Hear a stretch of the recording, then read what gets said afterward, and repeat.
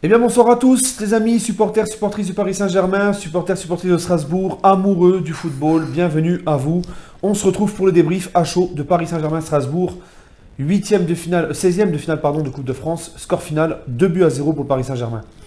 Donc on va commencer comme d'habitude par mes 3 points de la rencontre. Premier point de cette rencontre, c'est pas un point de la rencontre mais c'est plus un point de l'actualité.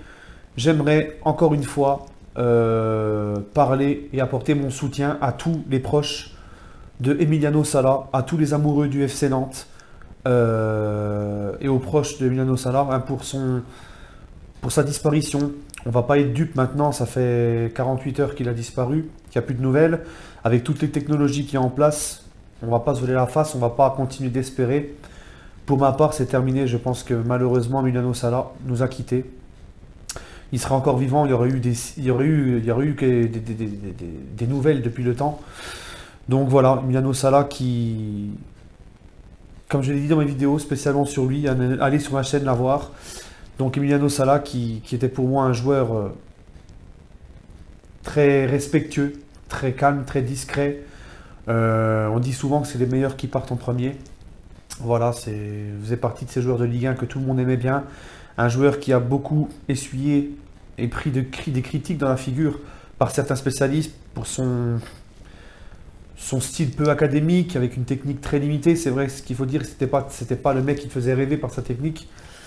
Mais il a toujours fermé sa bouche, toujours travaillé. Il a fait taire les critiques en cessant de progresser, notamment, par exemple, les 2 dernières saisons avec Nantes, il avait marqué 12 buts sur toute la compétition. Là, il avait déjà marqué ses 12 buts, mais à la mi-saison.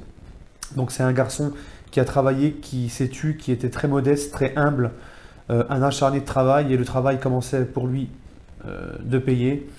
Et malheureusement, c'est le cœur gros encore une fois, hein, aujourd'hui que je reparle de lui.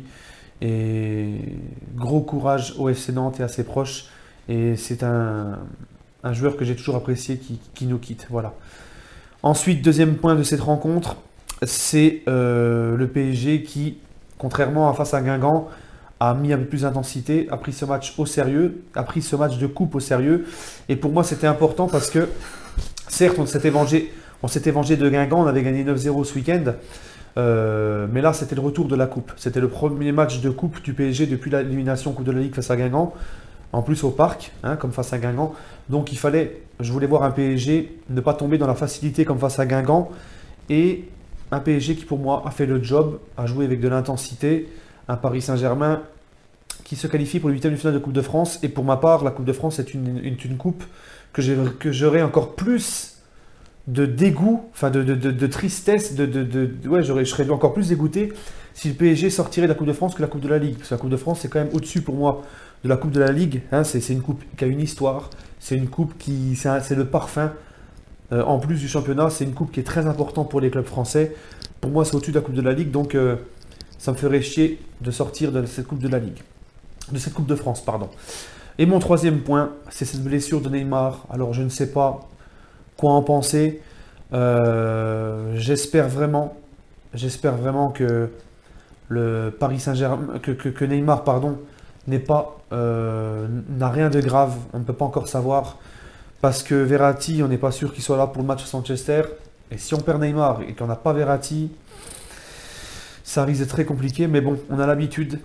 Hein, on a une espèce de malédiction qui est toujours sur notre tête à chaque fois dans les moments importants en Ligue des Champions. On a soit des blessures, soit des suspendus, soit un arbitre corrompu envoyé par l'UEFA. Enfin, c'est la vie qu'on a décidé de mener en tant que supporter du Paris Saint-Germain. Mais bon, bref, on attendra les résultats. Et on espère, quoi qu'il arrive, peu importe qui sera pas là, qui sera là, de toute façon, on sera devant notre écran, à fond derrière le PSG. Bref, les amis, la composition de l'équipe. Alors, Areola dans les cages. Un 4-4-2, tout seul à continuer avec son 4-4-2. Areola dans les cages, Kerrer, Bernat sur les côtés, Marquinhos, Thiago Silva en défense centrale, milieu de terrain, Draxler, Daniel Alves, Di Maria et Neymar sur les côtés, Cavani, Choupo-Moting en pointe. Mbappé étant laissé au repos. Donc à Paris Saint-Germain qui, première mi-temps, met de l'intensité, met de la vitesse dans ses appels, dans leur jeu, hein, mettre de la vitesse dans son jeu, dans tout, mais ils mettent tous les ingrédients qu'il faut. Strasbourg défend très bien. Strasbourg Le PSG tombe sur un très bon gardien. Le PSG ouvre le score très rapidement par Cavani sur un très bon travail de Choupo-Moting que j'ai trouvé très bon ce soir. Parce que Choupo-Moting, c'est le mec, et je vais le mettre dans mes tops. On va y revenir. À la fin, je parlerai de lui dans mes tops. On va pas tout mélanger. Hein. Donc voilà, PSG qui en première mi-temps, 1-0 à la mi-temps, ça aurait pu être plus. L'addition aurait pu être plus salée s'il n'y aurait pas eu un très bon gardien de Strasbourg. Et Strasbourg qui a très bien défendu. Ensuite, deuxième mi-temps, ça lève un peu le pied, ça baisse un peu de rythme. Mais des Parisiens très peu inquiétés par une équipe de Strasbourg, très peu inspirée, et aussi par une équipe du PSG qui défend très bien et qui défend avec agressivité et intensité. Et ça, j'aime beaucoup. Et donc le Paris Saint-Germain qui, au niveau d'intensité offensive, par contre, lève un peu le pied. Et là, Neymar se blesse, ça change un petit peu tout. Diaby rentre, donc pas d'Mbappé, pas de Neymar, pas de Verratti. Là, tu vois vraiment que c'est la même merde hein, sans ces joueurs-là. Donc, encore une raison de plus d'espérer que Verratti, Neymar, ça soit pas trop grave et que Verratti, Neymar soient là pour face à Manchester. Et puis, finalement, le PSG, au moment où j'avais l'impression que peut-être Strasbourg allait faire la surprise en égalisant, le PSG se met à l'abri sur un but d'André Di Maria, 2-0, très content. Hein, voilà, on fait le job, on assure l'essentiel. Petite victoire, mais il y a toujours ce hic. Voilà, c'est cette contrariété, c'est cette blessure de Neymar. Voilà. Mes tops, mes flops, les amis. D'ailleurs, dans mes flops, je vais mettre l'arbitre. Je vais commencer par mes flops. Je vais mettre l'arbitre parce que j'estime encore une fois que les joueurs de Ligue 1, notamment ceux qui sont talentueux comme Neymar, ne sont pas assez protégés. C'est pas la première fois que je le dis. Ça recommence. Neymar n'a pas... sur l'action où il se blesse, c'est sur 3 coups reçus consécutivement par un joueur de Strasbourg. Le mec n'a même pas eu une biscotte. Alors que 3 fois de suite sur la même action, il essaye de balayer Neymar. Même pas de carton jaune. Voilà. J'estime que les joueurs ne sont pas assez protégés, notamment Neymar. Enfin bref, mon arbitre, donc l'arbitre dans les flops. Encore dans mes flops, ce soir, je voudrais mettre Di Maria malgré qu'il a marqué, parce que j'ai trouvé très peu inspiré. Manque de vivacité, manque d'inspiration. Je l'aime pas quand il est comme ça, Di Maria. Autant Di Maria, je l'aime beaucoup face à Guingamp quand il y a eu 9-0, mais ça c'est son côté que j'aime pas, où il est un peu nonchalant, où il est en manque d'inspiration et qu'il nous fait pas du Di Maria qu'on connaît. Voilà. Encore dans mes flops, non franchement j'ai plus trop de flops. Hein. Et dans mes tops par contre, Choupo-Moting pour son investissement sur le terrain, pour son mental, j'aime beaucoup son agressivité sur le porteur du ballon. Il lâche rien, il apporte du physique. Alors oui, il n'a pas une technique de ouf, hein, mais c'est comme ça. Mais il sait jouer de son physique, il se donne à fond pour l'équipe. Il se tait, il est là, il fait son petit match. J'ai bien aimé son investissement, je le mets dans mes tops pour ça. Kehrer dans mes tops, que j'ai trouvé excellent sur son côté droit. J'aime beaucoup Kehrer sur le côté droit, que ce soit dans une défense à 3 ou dans une défense normale à 4. Hein. J'aime vraiment de plus en plus Kehrer, et qui défensivement m'apporte beaucoup plus d'assurance qu'un Thomas Meunier par exemple. Et aussi dans mes tops, Draxler, que je trouve de plus en plus excellent dans ce poste de milieu relayeur.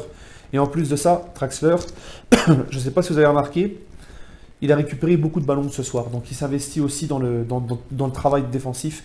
Et moi, ça je kiffe. Et dans mes tops aussi, Cavani, pour sa grinta, pour son investissement, son but. Et j'ai trouvé affûté ce soir. Et je n'oublie pas l'entrée, ça fait plaisir, de Ressé. Et je vais mettre le Parc des Princes, les supporters du Parc, dans mes tops. Parce qu'ils ont encouragé Ressé quand il est rentré. Ça m'a fait plaisir. Parce que Ressé, il faut le dire, depuis qu'il est revenu au PSG cet été, il est affûté, il a maigri. Il a été sérieux à l'entraînement. Tu l'entends pas, il se plaint pas, il pleure pas. Il travaille. Et j'espère pour nous et pour lui qu'il retrouvera son niveau.